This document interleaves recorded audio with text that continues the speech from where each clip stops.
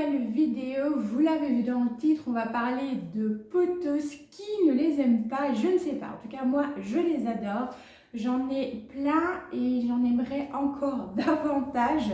Je me suis mise ici pour filmer parce que j'ai pas mal de potos, comme vous le voyez là déjà. Il y en a que, à mon avis, vous ne voyez pas trop. Peut-être celui-ci, vous le voyez. Mais j'ai ramené ceux de la cuisine. J'en ai encore un sur la petite fenêtre. Enfin voilà, donc je me suis dit que ce serait plus sympa de vous filmer ici. D'autant plus que c'est la pièce où il y a la meilleure luminosité pour filmer. Donc voilà. Je vous avais posé la question sur Instagram. Je vous avais mis un petit sondage pour savoir si vous souhaitiez soit la vidéo sur l'entretien du potos Manjula, soit si vous vouliez voir toute ma petite famille de potos. Et c'est la famille de potos qui est ressortie le plus. C'est vrai que ça fait un moment que je ne l'ai plus fait, ce type de vidéo-là du coup. Et celle que j'avais fait sur les potos date, je pense, d'il y a au moins 2 ans. Forcément, depuis la petite collection, la petite famille de potos s'est agrandie. Donc je pense que c'est ça qui a fait aussi que vous aviez voté plus pour la famille de potos. Donc écoutez, c'est parti, on y va. Je vais commencer par ceux peut-être qui sont sur la table, ce sera beaucoup plus simple. Alors, juste petite précision, dans les potos, j'englobe, vous le savez, un potos c'est un terme plutôt familier, plutôt courant, et ça reprend plusieurs variétés, on va dire. Voilà, on va avoir les Epipremnum ainsi que de l'autre côté les Scindapsus, voilà. Donc, je vais utiliser le terme potos en précisant aussi si c'est plutôt un Epipremnum ou un Scindapsus comme ça. Pour ceux qui ne savent pas, vous saurez un petit peu duquel il s'agit. Voilà. Donc, je vais commencer avec, je pense, un des potos les plus basiques. Alors, j'en ai plusieurs là dans ce pot-là. J'avais fait un petit melting pot comme ça que j'avais mis en extérieur. Et alors là, il y en a plusieurs. Mais je vais vous parler plus précisément d'où il est là. Donc, du Golden Potos. Voilà, donc c'est celui-ci, donc il a le feuillage vert et ces taches sont plutôt, tirent plus sur le jaune que sur le crème ou le blanc pour le Manjula et d'autres qu'on verra après. Ici, voilà, on est plus sur des variegations un peu jaunes, d'où le nom Golden Potos. Donc ici, on est sur un Epipremnum, bien sûr. Donc il a pas mal poussé quand même. Ensuite, ici, celui-là, j'avais dû tout recouper, mais il est bien reparti quand même. On a le Potos Exotica que j'aime beaucoup. Il a un côté un petit peu satiné avec de beaux reflets. On dirait qu'il a des petites paillettes. J'aime énormément celui-ci. Donc bien évidemment beaucoup plus petit parce que j'avais dû tout couper. J'avais eu un souci et j'ai préféré tout couper. Donc là on est plutôt sur un Scindapsus ici. J'aime beaucoup aussi. En fait je les aime tous. C'est ça le problème. Du coup c'est un peu comme les Pokémon. Attrapez-les tous, vous voyez. Voilà. Je compte pas m'arrêter là d'ailleurs. J'aimerais bien en avoir d'autres un petit peu plus rare comme ça. En parlant de rare d'ailleurs, je vais enchaîner sur un autre, le potos, je veux dire potos aussi, mais je vous précise après, le potos albo variegata ou plus précisément l'Epipremnum pinnatum ici. Oui, parce que ça aussi dans les Epipremnum, vous avez les Epipremnum aureum comme ceci. Voilà, donc vous voyez la différence, c'est plutôt au niveau du feuillage. Les potos, les Epipremnum aureum, ils ont des feuilles qui sont plus larges, alors que les Epipremnum pinnatum, eux, de manière générale, ont une forme plus élancée, plus allongée. Et celui-ci, donc c'est l'Albo variegata qui est juste canonissime. Alors j'ai fait des boutures, notamment pour un concours ici, c'était une des boutures surprises. Et vous voyez qu'avec l'hiver, il s'est un petit peu, il a poussé sans faire de feuilles. un trou, je sais plus comment est-ce qu'on dit, mais vous m'aurez compris. Donc moi ici, ce que je vais faire, c'est que je vais tout simplement venir couper. Je ferai des boutures de tronçons et je garderai la tête pour faire des boutures de tête tout simplement. Ça lui fera pas de mal, ça va me permettre aussi de s'étoffer un petit peu plus. Et quand les boutures seront faites, bah, je les replanterai ici derrière pour venir étoffer un petit peu la base. Mais franchement, c'est une plante, voilà, je dis variegata, mais il est extrêmement facile d'entretien. Vous le savez si vous me suivez, j'ai une culture des plantes qui est, je pense, la plus basique qu'on peut faire. Pas de lampe, pas de tapis chauffant, pas d'humidificateur, tout ça. Et il ne m'en veut pas. Du coup, je l'aime beaucoup. Et pour une plante variegata, bah, c'est assez, voilà, assez sympa, qu'il ne fasse pas des siennes. Donc vraiment très contente. Des feuilles, bah, du coup, avec des petits trous comme ceci aussi. Il fait des trous dans les feuilles comme ça. Aussi, j'aime vraiment beaucoup celui-ci. Ensuite, bah, le fameux Pothos Monjula que voilà, que j'adore. Ça, c'est une amie, Mélanie, si tu passes par là, je te fais des bisous, qui me l'avait offert pour mon anniversaire, me semble-t-il, il y a 1 an, 2 ans, je sais plus. Il a bien poussé, il a fait de belles feuilles. Ici, je vois qu'il a du rose sur les feuilles. Tiens, c'est bizarre. Ah, c'est froid. Il y a eu un coup de froid. Mais sinon, vous voyez, il fait toujours d'aussi belles variégations. J'aime beaucoup. Il n'a pas le feuillage où c'est blanc qui brunit. C'est un peu souvent le problème avec les plantes variegata. Le blanc peut devenir brunâtre tout simplement parce que la partie blanche des feuilles, il n'y a pas de chlorophylle au fait, hein, tout simplement. Ce qui donne cette couleur verte, c'est la chlorophylle. Et donc, il ne sait pas trop faire non plus la photosynthèse. Enfin voilà, c'est un peu embêtant pour eux. Il leur faut du coup beaucoup de lumière. Et moi, voilà, c'est pour ça qu'il est dans la cuisine, toute proche de la fenêtre, exposé sud-sud-ouest. Je vous parlerai un petit peu de son entretien dans une prochaine vidéo, vraiment de manière plus complète, parce qu'on me pose beaucoup de questions. À chaque fois, on me dit qu'il est très beau, qu'il n'a pas de feuilles brunes. Moi, par là, je vous montre. Voilà, et ça là, c'est un coup de froid. Parce que je commence à ouvrir assez souvent la porte qui est toute proche, mais il fait pas, on n'a pas encore des températures super chaudes et du coup, voilà, je pense qu'il s'est pris un petit coup de froid sur celle-là, mais sinon le reste, nickel. Et vraiment celui-là, je l'aime d'amour. Ça a été ma plante chouchoute d'ailleurs de 2023. Vous avez fait une vidéo aussi avec mes plantes chouchoutes. Il en faisait partie. Ensuite, on va passer à la bête. Un des plus anciens pothos que j'ai, c'est d'ailleurs celui-là que j'ai eu en premier. Je l'ai même enroulé un petit peu autour parce que sinon il va par terre.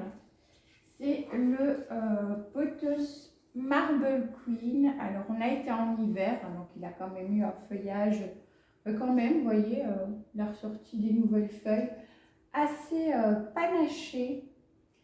Voilà, moi c'est ce que j'aime avec lui, c'est qu'il fait un coup des feuilles un peu plus vertes, un coup des feuilles un petit peu plus panachées. Ça va dépendre vraiment de la luminosité qu'il a. Et enfin voilà, vous avez encore plein de nouvelles feuilles ici derrière. Et je dis voilà, il a bien poussé. Avec voilà, en hiver, des feuilles un peu plus vertes, c'est celles qui sont plus par là, du coup il y a moins de lumière, donc c'est tout à fait normal. Et là vous voyez, hop, une nouvelle avec de nouveau des variégations. La luminosité commence à bien revenir. Et lui vraiment, c'est un pothos que j'ai eu, mais il était tout petit. Et là encore, il aurait pu être plus grand. Je l'ai taillé je ne sais pas combien de fois, pour faire des boutures, pour échanger avec la famille ou avec d'autres passionnés qui sont de la région. Mais du coup, voilà, le plus vieux des pothos que j'essaye de remettre. Hop, je ferai ça après. Et donc, j'ai un autre pothos Marble Queen avec qui est ici. Voilà, vous voyez. Celui-là, ben, c'est le Marble. Et j'ai même un autre, un Enjoy, mais que je vais vous montrer qui est là aussi. Ah oui, du coup, je vous ai pas dit, le Manjula et le Marble, bah là, on est plus sur des épées premium, du coup. Ensuite, j'ai bien sûr le Potos Néon. Alors lui, c'est celui qui m'a donné le plus de fil à retordre. Il a poussé, il a bien poussé là ces derniers temps quand même, mais beaucoup moins que tous les autres en fait. Je trouve que, enfin chez moi en tout cas, il pousse plus lentement, vraiment. Ici c'est vrai que quand je l'ai rempoté l'année dernière avec le Terrosi Botanica, bah, il a vraiment bien repris là, il refaisait vraiment de belles feuilles avec un joli jaune néon comme ça. Donc là aussi on est sur un Epipremnum avec celui-ci. Moi j'aime beaucoup aussi, vraiment. Mais voilà, il pousse plus lentement. Je trouve que, en fait, quand on le regarde, je trouve qu'il est hyper vitaminé comme potos. Je sais pas si vous voyez ce que je veux dire. Mais je trouve qu'il donne du peps, au fait, quand je le regarde. Je sais pas, c'est comme s'il transmettait une dose de vitamines comme ça, juste en le regardant. Et j'aime beaucoup, mais voilà, il pousse un petit peu... Il prend son temps, vraiment. Ensuite, donc ici au-dessus, on a le... Hop là, le Potos Enjoy, que j'aime beaucoup aussi. Et ça, c'est grâce à mon amie aussi. Elle m'avait fait des boutures. Et ça avait super bien poussé déjà chez elle le temps qu'on se voit. Et puis bah, le voilà maintenant. Et encore, je l'ai, je sais pas si on le voit là, je l'ai coupé. Et puis Premium aussi du coup. Et la différence, parce que parfois il y en a qui ne voient pas la différence entre le Manjula et le Enjoy. Bah, vous voyez, le Manjula, il a des feuilles beaucoup plus grosses, alors que le Enjoy, de manière naturelle, a des feuilles plus petites. Alors les potos, c'est vrai que si on les laisse cascader, bah, les feuilles deviennent de plus en plus petites. Hein, vous allez le voir avec d'autres qui sont là. Moi, après, franchement, ça ne me dérange pas. Hein, je n'ai pas l'objectif d'avoir des plantes avec des énormes bigs grosses feuilles. Franchement, je m'en fous. Voilà. Je les mets où j'ai envie et où elles se plaisent, bien sûr, aussi. Mais je veux dire, voilà, ça ne me choque pas si mes plantes ont des feuilles plus petites que chez le voisin. Voilà, c'est pas mon objectif premier. Mais voilà un petit peu du coup la différence. De manière naturelle, déjà, le Enjoy a un feuillage plus petit que le Manjula. Et bah, avec des taches aussi hein, qui sont différentes. Il y a aussi quelque chose. Et il ressemble très fort à celui-ci. Mais c'est dans les variégations, elles se fondent un petit peu plus apparemment. Le Pearl Jade, quelque chose comme ça, je ne sais plus. Enfin, mais il est très beau aussi. Chez vous, vous savez vraiment la différence nette. Moi, j'ai du mal à la voir, j'avoue, entre ces deux-là. Mais il a super bien poussé aussi. Hop. Ensuite, ici, oui, il est tout petit, mais c'est bien aussi un petit potos qui a quand même grandi parce que c'était une toute petite bouture que m'avait envoyé Isa. On avait fait un switch, un échange. Elle m'avait envoyé celui-ci, donc qui est le Cebu Blue, que j'ai toujours. Alors, elle le verra si elle voit cette vidéo, il a du mal à pousser, vraiment, hein, c'est... Oula. Mais il a poussé, j'ai réussi à le garder. Il est vert avec un reflet un petit peu bleuté comme ça sur le feuillage. Très joli aussi. Mais il a beaucoup de mal à démarrer. Mais il est toujours là, donc je suis contente. Qui est donc ici un Epipremnum pinnatum. Cebu Blue pour dire le nom complet. On a ici le Silvery Anne. Celui-ci, c'est pas l'Argyreus, c'est le Silvery Anne.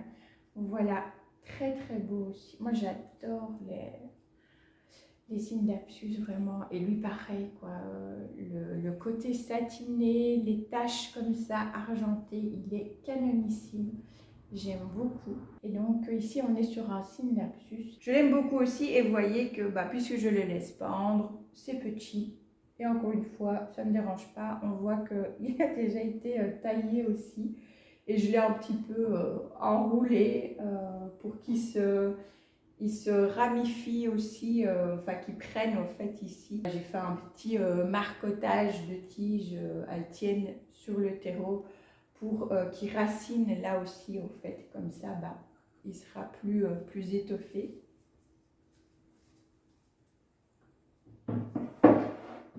Ensuite, parce que ce n'est point fini, bien sûr, lui il a bien poussé aussi, c'est le Pothos Global Green que j'adore aussi, et ça je l'ai eu pour vraiment pas cher grâce encore une fois à mon amie Mélanie.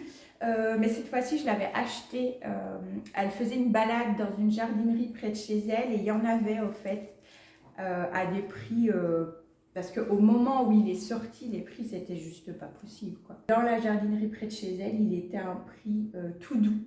Je crois qu'il était à 7 €, quelque chose comme ça.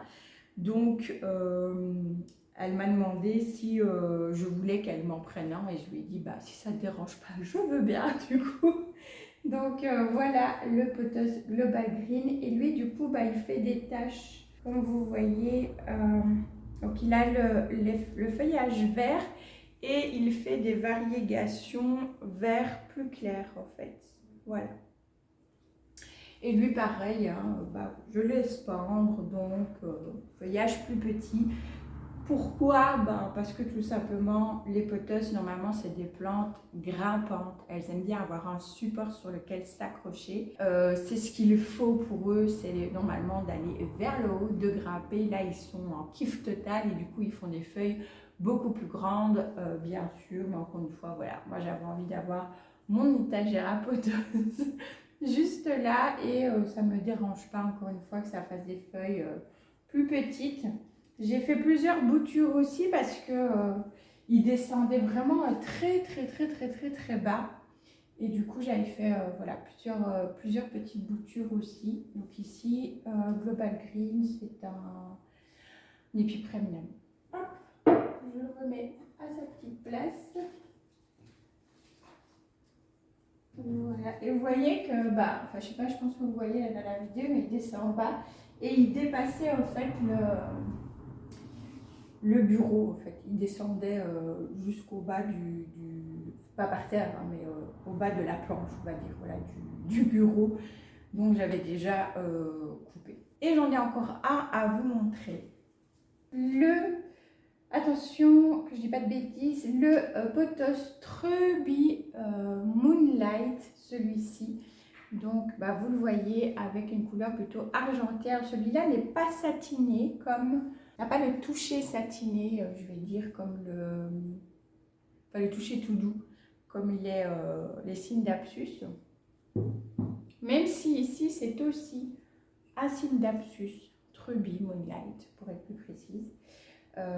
Mais c'est aussi une couleur, enfin un reflet argenté, et je trouve que, je sais pas si on le voit là, mais vraiment avec le soleil, la lumière, ça donne un côté un peu limite argenté métallique, vous voyez, que moi j'aime vraiment beaucoup. Il est canon aussi. Je pense me prendre aussi la Dark Form, parce qu'il y a le Treuby Moonlight, je crois que c'est Moonlight aussi, mais le Dark Form, où là les feuilles sont presque noires. Comment vous dire, j'ai trop envie de l'avoir.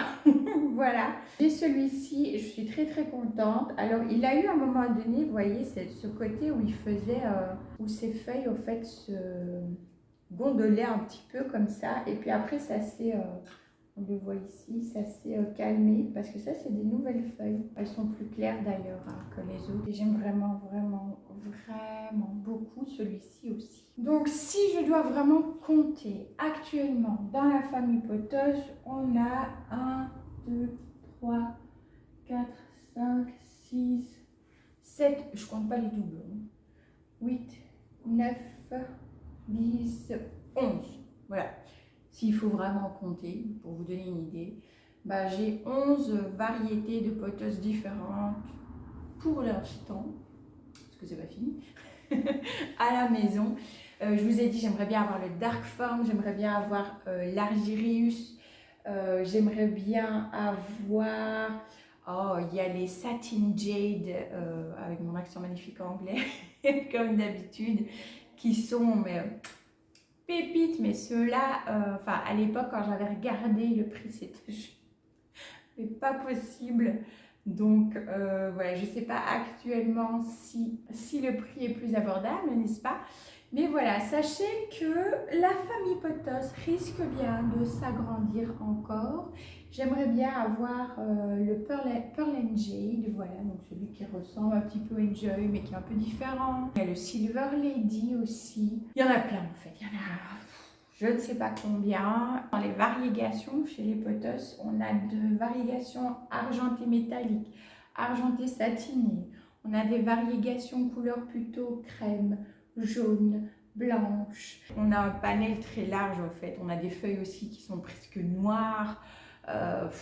Voilà, donc vraiment, on peut se faire hyper plaisir, je trouve, déjà rien qu'avec les Potos. C'est pour ça que je les adore. Pour ça et pour plein d'autres choses. Je vous ferai peut-être une vidéo sur pourquoi j'aime autant les Potos et pourquoi je les recommande autant. Si jamais ça vous intéresse, n'hésitez pas à me le dire en commentaire et je vous ferai cette vidéo là aussi. Mais voilà, sachez que je les aime beaucoup, beaucoup, beaucoup, beaucoup. Et je sais que je ne suis pas la seule. On est pas mal à les aimer. Dites-moi d'ailleurs si vous aimez les Potos. C'est rare, mais il y a des personnes qui n'aiment pas les Potos. Donc dites-moi si vous aimez les Potos ou pas. Et si vous les aimez, quelles sont les différentes variétés de Potos que vous avez à la maison. Ça me fera plaisir de vous lire et de découvrir la petite famille de Potos que vous avez, vous, chez vous aussi. Voilà, je vous ai présenté toute la petite famille de Potos. Donc du coup, je vais vous laisser là pour cette vidéo qui j'espère vous aura plu. Si c'est le cas, n'hésitez pas à la liker et puis à vous abonner bien sûr, mais toujours comme d'habitude, si le cœur vous en dit et que le contenu vous plaît bien évidemment. Moi je vous fais plein de bisous green et on se retrouve la semaine prochaine pour de nouvelles vidéos. Ciao ciao!